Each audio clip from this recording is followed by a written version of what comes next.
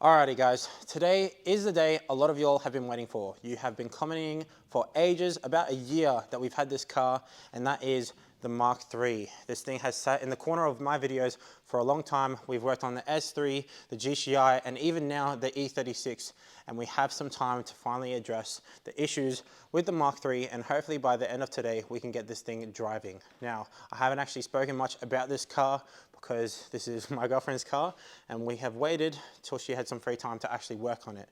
I'm not gonna actually touch any tools today. I'm gonna let her do the work, but this is her car. We got it for $1,100 about a year ago. It does have some quarter panel damage and the usual rust on the sill for Mark IIIs. But other than that, that is the only issue with the chassis. This thing is pretty much completely rust-free, only 127,000 kilometers on it. And yes, it only has a 1.8 in it. That is because the only two-door Mark IIIs that we got in Australia were base models. So that is a bit annoying. Later down the track, we might actually swap it out for a different motor, probably not a VR6, so don't get your hopes up. But yeah, hopefully we can get this thing actually driving. So we're gonna go ahead and get this thing jacked up, probably drop the oil out, and we're going to address the clutch cable that's in here because the original one has snapped. Now that is pretty much all we're going to be doing, and hopefully that fixes the issues with it and we can actually get this thing rolling out of the shed today. So let's get to it. Prime technique.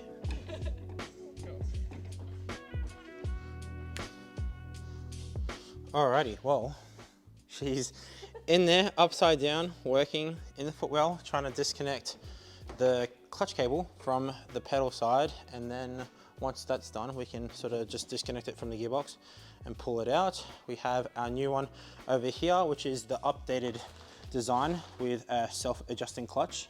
The other ones have like a lock nut sort of design on them.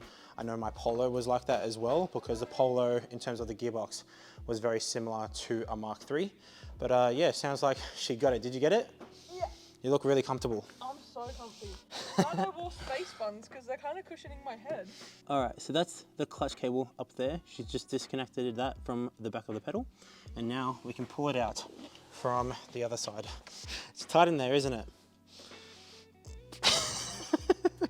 Because that needs to go through, but because the cables are all... Pull it, and I'll cut it.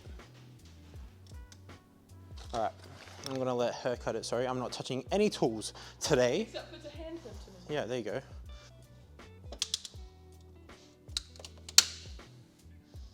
You're gonna pull it through. There we go. Do I need this? No, because I broke that on the other one. We'll keep it up here. And then I need to feed that through to the footwell, don't I? No, pull it through this way. Oh, this way? So you gotta take out that grommet. Keep that. Or not. Sure. Mate, I think there's a grommet inside the footwell as well, by the way. Have fun. I've just had to get him to have a look because I can't quite figure it out because my mechanic skills are limited, and it looks like there is something, it goes through a welded piece of metal and I can't seem to find the second grommet. Comfy?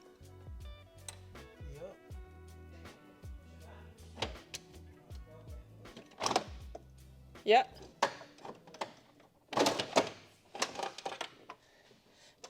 Success. Perfect. All right, well, basically there was a grommet in there, and then when she was pulling on it, this back end part was catching on the frame. But we have a new grommet right here to go with the new pedal. So the biggest issue is trying to figure out how this new one goes back in, because I don't really know how we're gonna fish it through the firewall. But that's your issue. Yay. So, after a couple of minutes trying to decipher what the heckaroonie this said, we figured out that it's telling us that this white piece needs to be thrown out after we install the clutch cable, not before.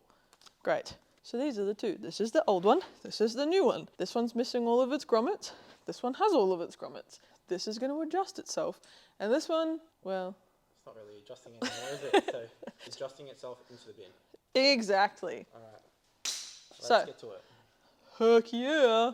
Okay, let's install this thing. Hello, good sir. It is through the metal tube. Oh my god, why can't we get You're just trying to clip it onto the back of the pedal? Well, I need a little bit more from it. A little bit more slack. Yeah, just a smidgen. Oh my goodness. Ah! Okay, now torch back here. Arm reach for pedal. Where is pedal? Wherefore art thy pedal? Haha. Ow, that was my noggin. Oh, you're still recording? That means you just got me talking to myself. Stop.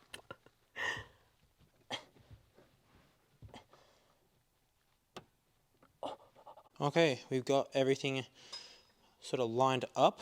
She's just jacking up the sort of fork right now, and then we can sort of try put this cable through the other end like that into there, and then clip it through the bottom, and then we'll release it here and see if we can pump it a couple times and adjust it. Alright, is it sticking out the bottom? Yeah, there you go. Alright, cool. I'm holding it, you put the clip on. Can you push it further through? Nope, you might have to jack it up a bit more.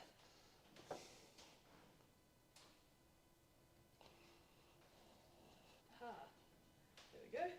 Alrighty. Look at me go. I'm a genius. Clutch cable on skis. Perfect. Alright, do you want to make sure the pedal still looks all good inside there? And then you can go ahead and release that bottom part. Sort of retainer for actual clutch pedal. Just make sure it's all the way up. Cool. Alright, you can go ahead and undo the retainer. Okay, well, I think that was a successful clutch cable install. Good job. Hell yeah. And now we're going to go ahead and drop out the odd oil and do a quick oil change, start this thing up and see if we can row through some gears. Oil filter up, correct? Yes, Okay. but make sure you drain all the oil out first and then maybe put the sump plug back on and then do the oil filter, which you need to move over so then you catch the oil in it, okay? Yeah, obviously. Okay, let's see how you go. Oh, Fucking hell. fucking hell, mate.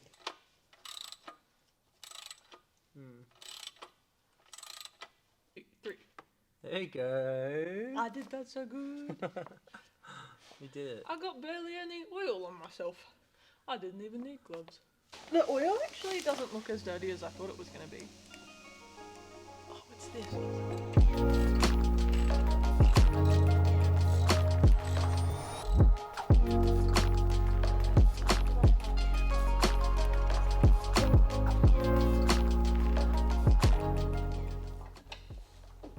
And then I tip it upside down. That's it. Perfect. Perfect. Alright, now you just need to clean the mating surface on the oil filter housing. Clean up the threads as well, like just sort of like that, and then chuck the new oil filter on. Well, oil looks pretty damn good. I'm going to go ahead and install new oil filter. Make sure to lube up the seal before you go ahead and chuck it in. So just, yeah, take the plastic off first. And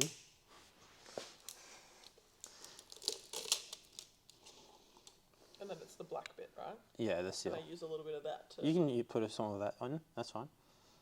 We'll dip. And then, there we go, like a pro.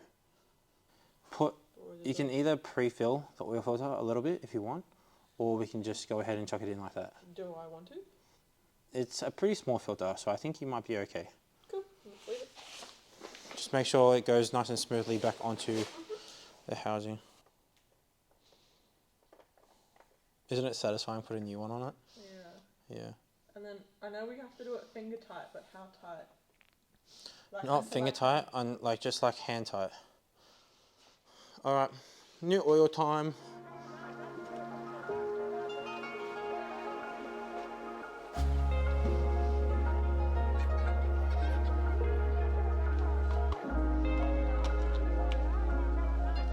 Okay, little intermission. You can see Lockie back here filling up the jerry can. We just need to get some petrol for the car because we turned it on and we checked the fuel and it has a little bit of fuel in there, but it's like 4 years old. So we're just getting some fresh fuel, as you can see, and then we'll be back putting it in there and starting the car, which is exciting, so yay.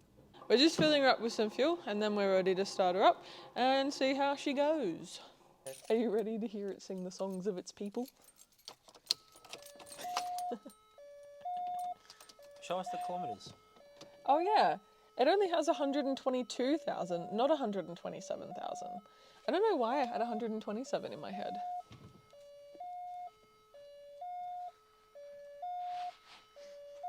Oh, that was the door alarm to tell me the door's open. Ready? Oh. All right. You ready? I'm not.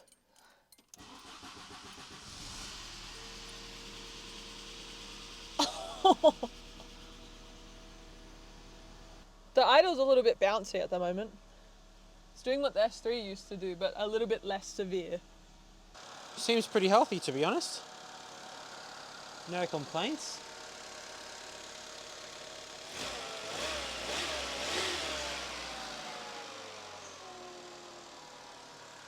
I think we're good to go.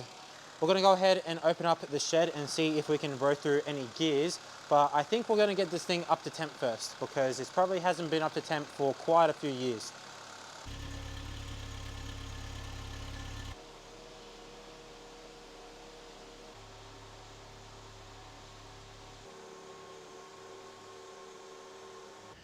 Looking pretty good.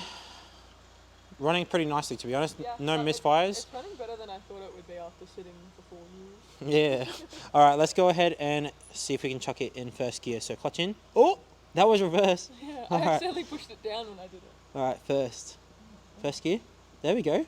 Well, that's in. Yeah. All right, and then slowly pull your foot out of the clutch, okay? You got it. There we go. Slowly out. Oh, it's moving. You're all right. All right. I got no feet. All the way out of the clutch. All the way out of the clutch. And this thing is just barely moving. We're slowly Okay, well, she's moving.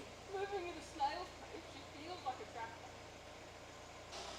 All right, well, she runs. Maybe chuck it back in first gear again and then turn the wheels like you're driving out. All right, let go of the clutch. Okay. It's moving. Engine's shaking a whole bunch. Do you want to turn? Turn. Well, I think the clutch is probably cooked. I think it's slipping a whole bunch compared to actually, grabbing onto the flywheel. So I think we're going to actually have to pull this motor and gearbox out a lot sooner than I would have liked to. You can pray and hope that it's just one thing, but like anything, it's always a lot more than you expected. But it runs. It's not extremely happy. It's misfiring a little bit now, but yeah, I don't know. I think we're gonna have to pull everything out. Luckily, these things are extremely simple, and this motor is so tiny inside of this engine bay. So yeah, I don't know. We've made some progress today. Are you happy? I am. I mean, we actually got to see it move a little bit. It's disappointing that the clutch is kind of gone, but we always knew that was a possibility because of how long it sat outside for before I bought it. Yeah. Like, I was lucky enough to be able to store it inside here, but the last guy, he had like a tarp over it. Yeah, it was outside for Yeah, I'm ages. surprised it didn't have grass growing through the motor. Or more rust. Yeah, the lack of rust is surprising for where it was. Yeah. But at least it wasn't close to the ocean, like where it was stored. Alrighty, say bye to all your fans. Alrighty, well, there we go. The Mark III sorta drives. It definitely needs a new clutch. I thought it might have just been the clutch cable, but old car things, it always is way more than you always anticipate. The S3 needs a new clutch. The E36 needs a new clutch. So we have a few clutch jobs that we need to do in the future. And I think for now, we're just going to focus on the interior and some aesthetic mods on the Mark III. But I hope you guys enjoyed seeing the Mark III, at least getting a bit of work. And let me know what you guys want to see next from it. And as always, I'll catch you guys in the next one. Peace.